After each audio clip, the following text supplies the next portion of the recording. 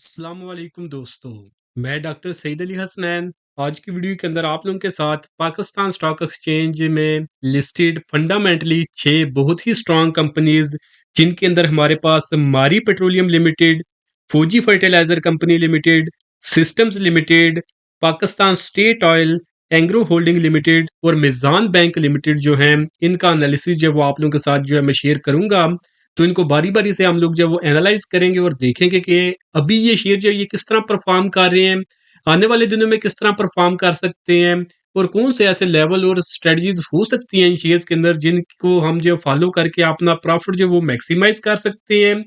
अपना रिस्क जो है वो मिनिमाइज कर सकते हैं और मार्केट में हम जो है वो सक्सेसफुल हो जाए वो हो सकता है। तो यही सब कुछ आज की वीडियो के अंदर आप लोगों के साथ जो वो शेयर किया जाएगा। तो जो पहला शेयर है हमारे पास इन 6 कंपनीज में वो है हमारे पास Mari petroleum company limited. One day के टाइम फ्रेम के ऊपर इसका जो मैंने चार्ट ओपन किया हुआ है, तो वन डे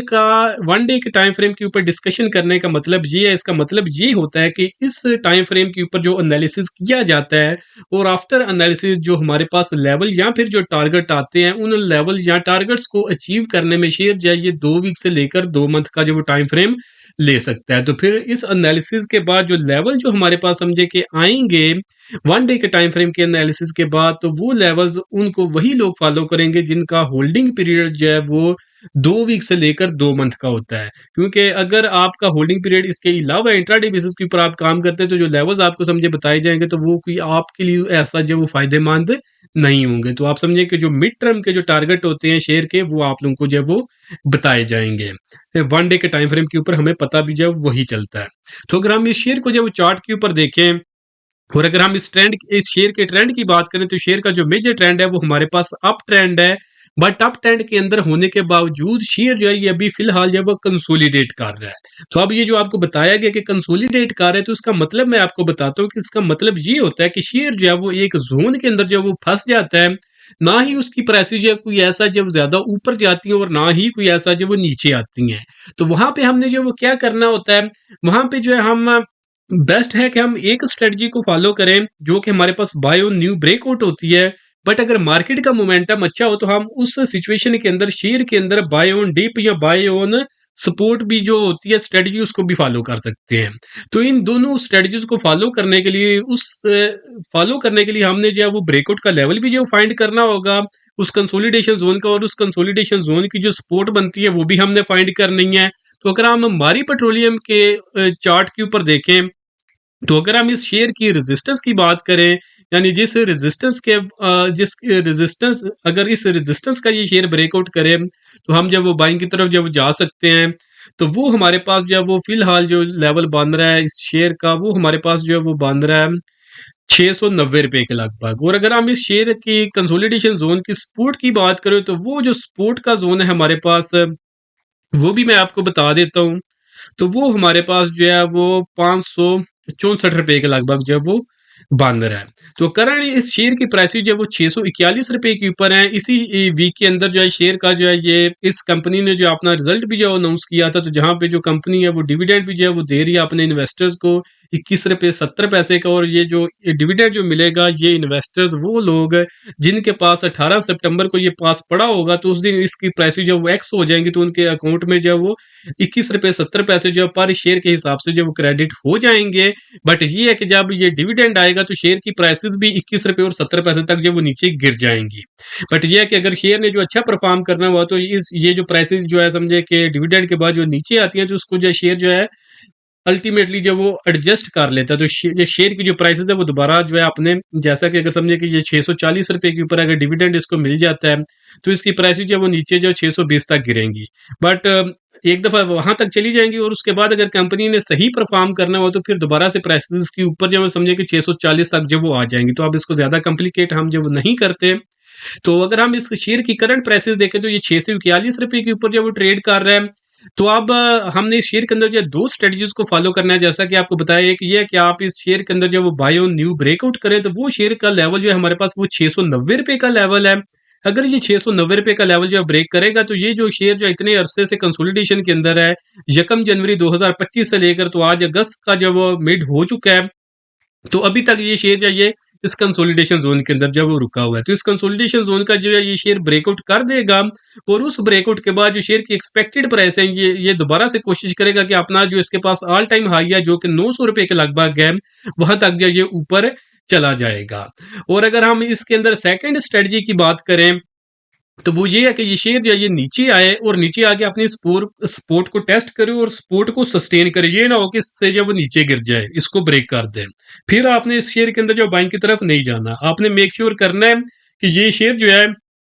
ये 565 का राउंड फिगर में रखता हूँ कि 565 का जो लेवल है इसके पास जो इसकी सपोर्ट है। अगर ये शेयर जो है ये 565 का लेवल जब सस्टेन कर जाते हैं, इससे जो नीचे प्राइसेस की नीचे नहीं क्लोजिंग देती, तो फिर जो है आप 565 रुपए के लगभग जो इसके अंदर जो बाइंग की तरफ जा सकते हैं। जिसके बाद इसके अंदर फर्स्ट टारगेट जो है वो 630 रुपए का और जो फाइनल टारगेट है ये 690 रुपए के लगभग होगा, जो इस कंसोलिडेशन जोन की रेजिस्टेंस है। और अगर मैं आपको अपना पर्सनल बताऊं तो अगर हम देखें ना, तो जब शेयर जो कंसोलिडेशन जोन में होता है तो उसमें एक पैटर्न बनता है कि पहले जो प्राइस रेजिस्टेंस पे जाती है या सपोर्ट जहां से भी शुरू होती है। तो रेजिस्टेंस अगर हम देखें तो इसके कंसोलिडेशन जोन में पहले प्राइस रेजिस्टेंस पे गई, फिर सपोर्ट पे आई, फिर रेजिस्टेंस पे गई, फिर सपोर्ट पे आई और उसके बाद अगर हम देखें तो ये कोशिश कर रही है ऊपर जाने की, बट अभी तक इसने जो रेजिस्टेंस को जब टेस्ट नहीं किया। तो इसमें पोटेंशियल है कि एक दफा ये रेजिस्टेंस को टेस्ट करे, अगर ये ऊपर नहीं भी जाना चाहता तो ये मे भी 690 का लेवल टेस्ट करके जब वो नीचे गिरे और अपनी सपोर्ट को जब दोबारा से टेस्ट करे, या फिर अगर ये नीचे नहीं आता तो फिर यहां से ही ब्रेकआउट करेगा, तो फिर जो आपको 900 रुपए वाला जो मैंने सिनेरियो बताया है वो वाला इस शेयर के अंदर जब वो बन जाएगा। तो जिन लोगों के पास ये पड़ा हुआ है वो जो है वो आप लोग इसके अंदर जब स्टॉप लॉस समझे कि 629 रुपए का आप इसमें रख सकते हैं। अगर ये इसको ब्रेक करता है तो फिर इसमें पोटेंशियल मौजूद होगा कि ये नीचे आए तो 565 तक जो ये टेस्ट करे, तो फिर जिनके पास पड़ा हुआ है तो अगर तो आपकी बाइंग प्राइसेस है ये 529 रुपए से ऊपर है तो आप 529 रुपए से ऊपर का स्टॉप लॉस रख लें। अदरवाइज आप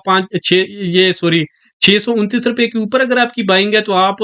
अपनी बाइंग प्राइस का स्टॉप लॉस रख लें। अदरवाइज 629 का आप स्टॉप लॉस रख लें अगर आपने नीचे कहीं पे बाय किया हुआ है, तो ताकि अगर ये प्राइसेस नीचे गिरे तो आपका जो प्रॉफिट बना हुआ है ना वो ज्यादा जो वो आप लॉस जो है वो ना कर बैठे, तो आपका जो प्रॉफिट है वो भी कुछ ना कुछ इस शेयर में जो आपको बच जाए। तो बाकी अगर आपने न्यू बाइंग करनी है तो वो आपको लेवल बता दिए हैं, 690 रुपए के ऊपर जो है क्लोजिंग देख सस्टेन करे वहां पे बाइंग बनेगी,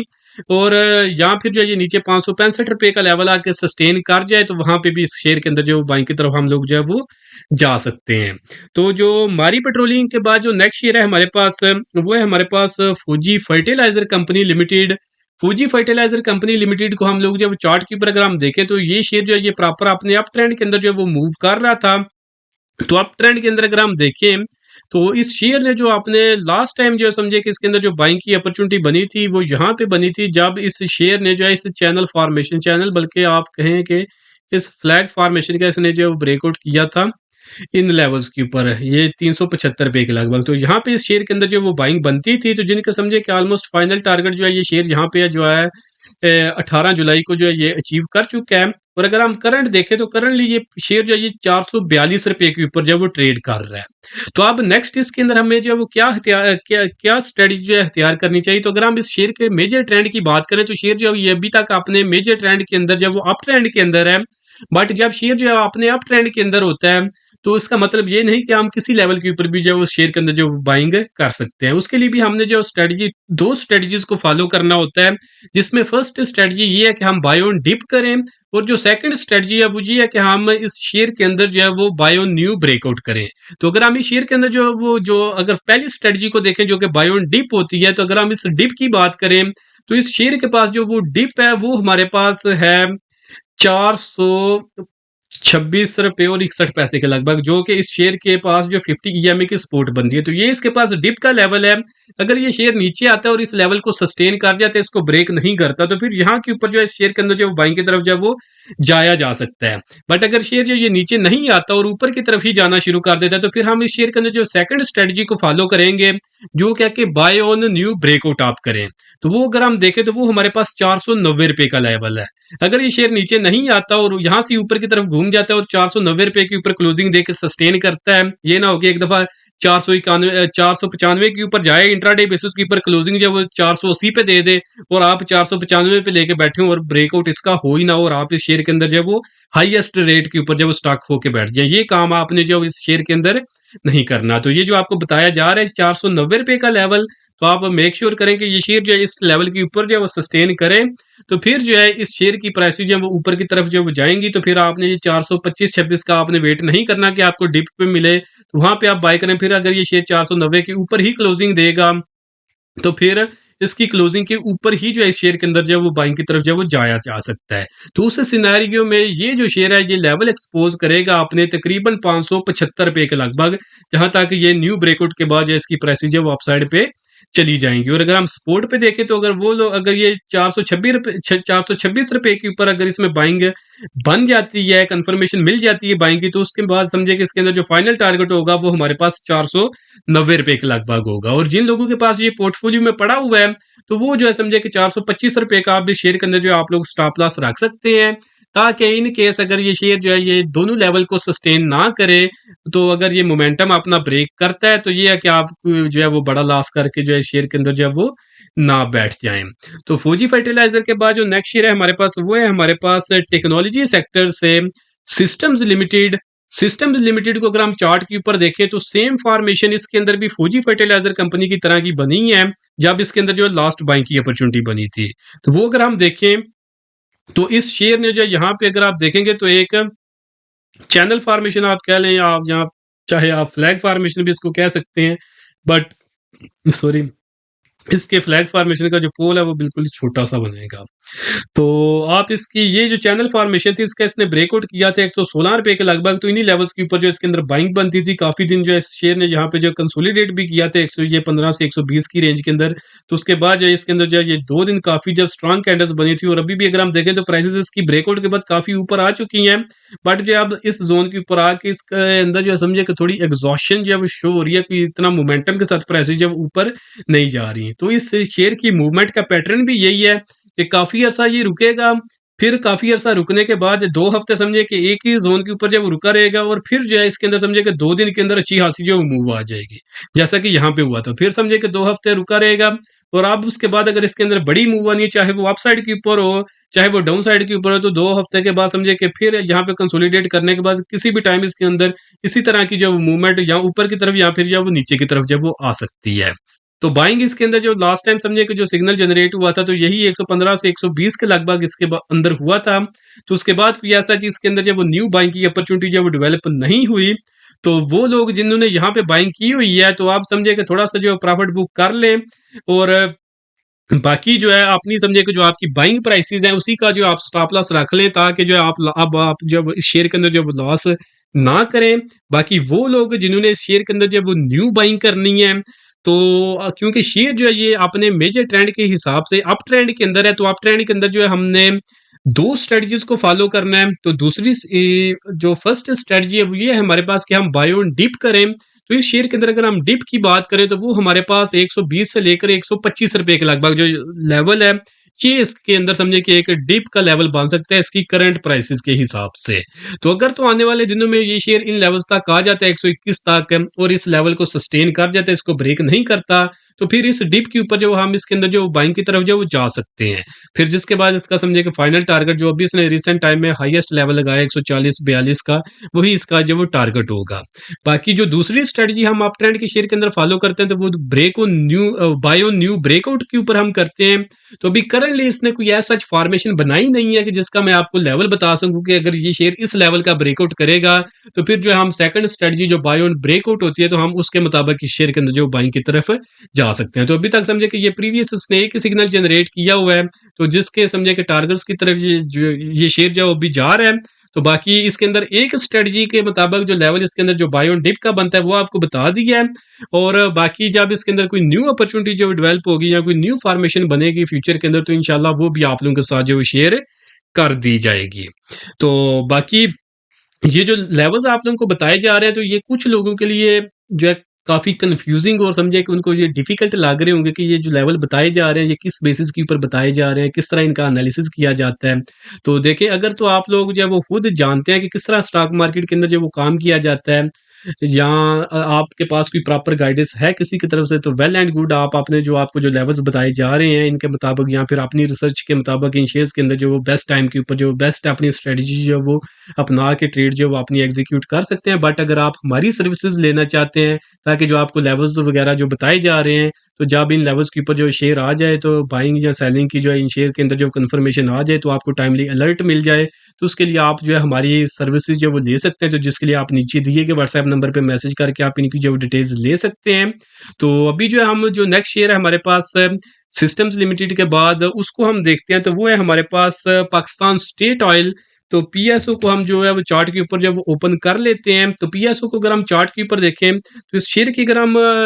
ट्रेंड की बात करें तो ये शेयर जो है ये आपने प्रॉपर अप ट्रेंड के अंदर जो है ये मूव कर रहा है। तो अभी रिसेंट टाइम में ही इस शेयर ने जो है ये अपना ब्रेकआउट भी किया है। तो शेयर क्योंकि ये अपने अप ट्रेंड के अंदर है, तो जब शेयर अपने अप ट्रेंड के अंदर होता है तो हमने उस शेयर के अंदर जब दो स्ट्रेटजीज को फॉलो करना होता है, आइदर बाय ऑन डिप आप कर लें या फिर जो आप बाय ऑन न्यू ब्रेकआउट कर लें। तो अगर हम इस शेयर को देखें तो इस शेयर का ट्रेंड जो है ये मेजर अपने अप ट्रेंड के अंदर है, और इस शेयर के अंदर जो है अभी रिसेंट टाइम में जो है इसने ब्रेकआउट किया। अगर हम अभी जो फॉर्मेशन जो है ना इसकी, ये डेली टाइम फ्रेम से ये मैं मूव करता हूँ वीकली टाइम फ्रेम के ऊपर। तो इसने क्योंकि वीकली टाइम फ्रेम पे मैं इसलिए आया हूँ क्योंकि इस शेयर ने जो फॉर्मेशन अपनी बनाई थी वो वीकली टाइम फ्रेम के ऊपर ही बनाई थी, जिसने इसने अभी रिसेंट टाइम में जो ये ब्रेकआउट किया था। तो अगर हम देखें तो ये इस शेयर ने जो ये फ्लैग फॉर्मेशन जो है ये बनाई थी, तो जिसकी रेजिस्टेंस इस शेयर के पास जो थी वो थी 395 रुपए की। अगर हम इसकी देखें 18 जुलाई वाला जो इसका वीक था, उस वीक के अंदर जो इस शेयर ने सक्सेसफुली इस रेजिस्टेंस का जो ये ब्रेकआउट कर दिया था इस फ्लैग फॉर्मेशन का। तो उसके बाद अगर हम देखें तो ये जो 2 वीक की कैंडल्स बनी है तो ये ब्रेकआउट के लेवल के ऊपर ही जो ये इसकी बन रही हैं। बट जब भी शेयर इस तरह का कोई ब्रेकआउट करता है तो वो जो समझे कि ब्रेकआउट के बाद टेक्निकल ज़बान में कहा जाता है कि अगर शेयर ने काफ़ी अर्सा कंसोलिडेशन के बाद कोई स्ट्रांग ब्रेकआउट किया है, तो वो समझे कि स्ट्रांग ब्रेकआउट उसी वक़्त कंसीडर होगा कि जब ब्रेकआउट करने के बाद प्राइसेज़ एक दफ़ा थोड़ी-सी ऊपर जाएँ, उसके बाद दोबारा से ब्रेकआउट लेवल को रीटेस्ट करें और फिर जब वो ऊपर की तरफ जाए और अपने टारगेट को अचीव करे जो उस शेयर ने जो ब्रेकआउट के बाद जो है एक्सपोज़ किए हैं। तो यहाँ पे अगर हम इस शेयर को देखें तो इस शेयर ने जो है यहाँ पे जो है ब्रेकआउट किया था, ये 395 रुपए के लगभग प्राइसेज़ इसके ऊपर गई, और अगर हम ये अब करंट वीक की कैंडल देखें तो ये नीचे की तरफ आ रही है। तो इसमें फुल पोटेंशियल मौजूद है कि ये एक दफ़ा नीचे आए, और जो इसके पास ब्रेकआउट के लेवल है ना, जो कि इसके पास अगर हम ये फ्लैग फॉर्मेशन को देखें तो ये हमारे पास 385-386 रुपए के लगभग जो वो लेवल बन रहा है। तो मे बी ये इसको एक दफ़ा टेस्ट करे, और अगर इस लेवल को ये सस्टेन कर जाते, इससे ज़्यादा जब ये नीचे नहीं आता, तो फिर इसमें पोटेंशियल मौजूद है कि ये शेयर जो है यहाँ से अपसाइड के ऊपर जो वो मूव करना जो शुरू कर दे, और जो लेवल इसने यहाँ पे ब्रेकआउट के बाद जो एक्सपोज किए हैं, जो टारगेट इसने अपसाइड के ऊपर एक्सपोज किए हैं, तो उनको अचीव करने की तरफ जो ये शेयर जा सकता है। तो आइडिया आपको मैं दे देता हूँ कि अपसाइड के ऊपर जो इस शेयर ने जो टारगेट एक्सपोज किए हुए हैं इस ब्रेकआउट के बाद, तो वो हमारे पास जो हैं वो तकरीबन तकरीबन बनेंगे हमारे पास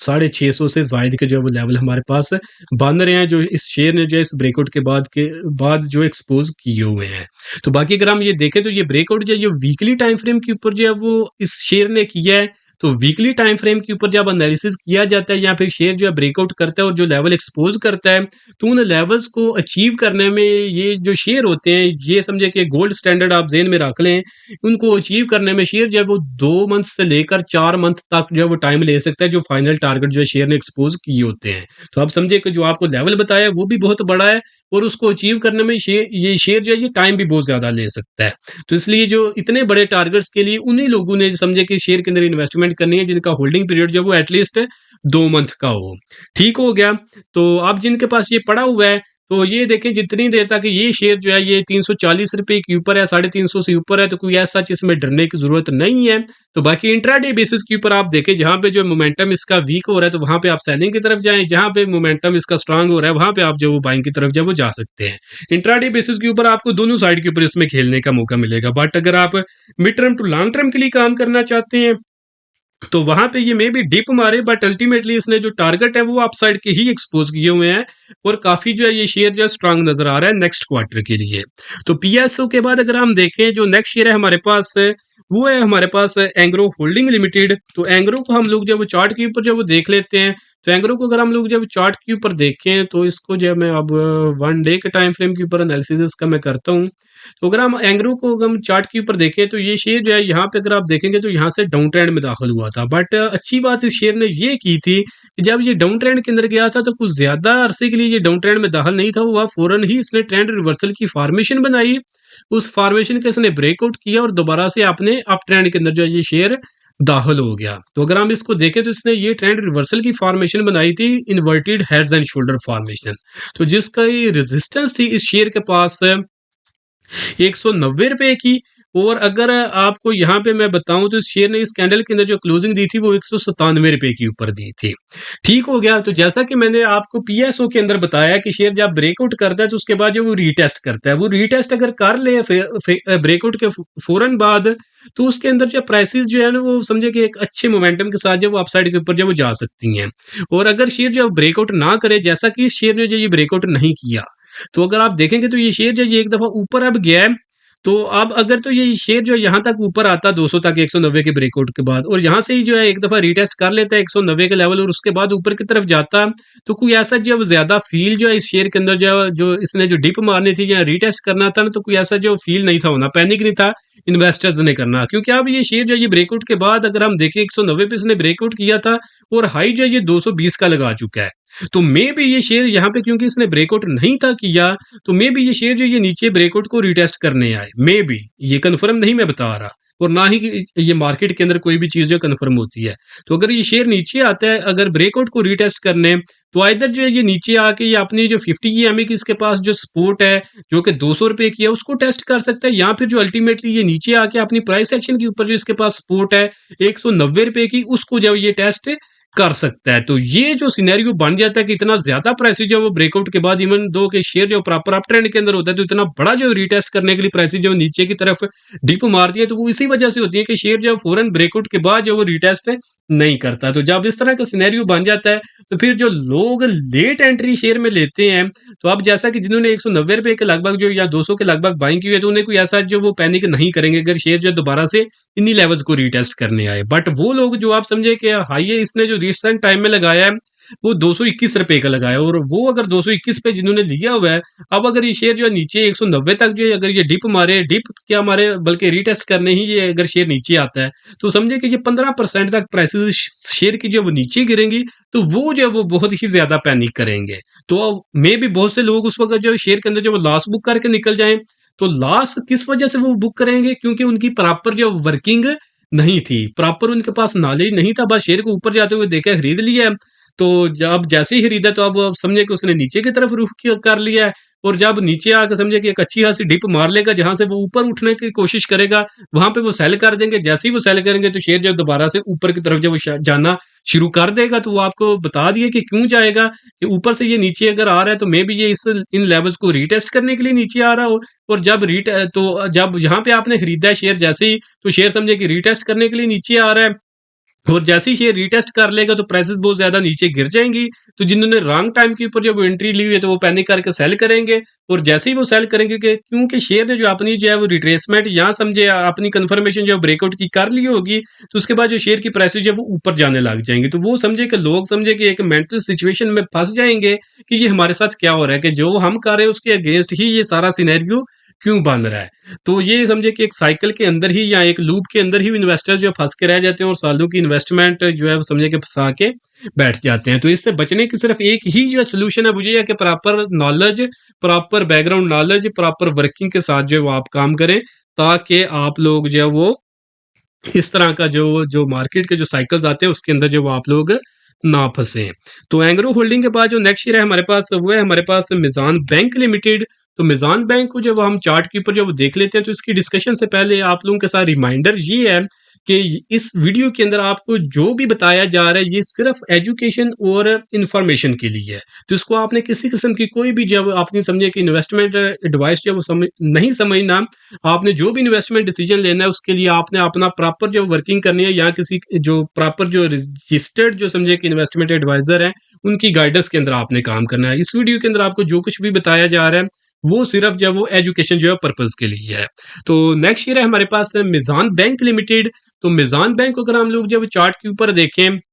तो इस शेयर का जो 1 डे के टाइम फ्रेम के ऊपर जो मैंने चार्ट ओपन किया हो, तो अगर हम इस शेयर के ट्रेंड की बात करें, तो ये शेयर जो है ये प्रॉपर अप ट्रेंड के अंदर है। तो जब शेयर जो है प्रॉपर अप ट्रेंड के अंदर होता है, तो हमने उस शेयर के अंदर जो है वो दो स्ट्रेटजीज को फॉलो करना होता है। आइदर जो है वो आप शेयर के अंदर जो बाय ऑन डिप कर लें, बाय ऑन डिप कर लें, फर्स्ट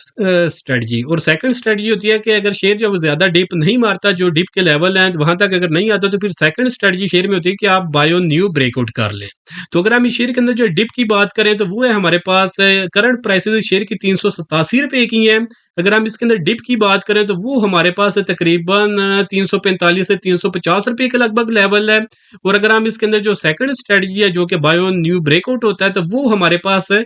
वो जो इसका जो न्यू ब्रेकआउट लेवल होगा वो हमारे पास ₹395 का, आप राउंड फिगर 400 का भी ज़हन में रख सकते हैं। तो अब करंटली ये लास्ट जो मार्केट का सेशन था, उसके अंदर जो है इस शेयर का जो है रिजल्ट भी इसने अनाउंस किया था,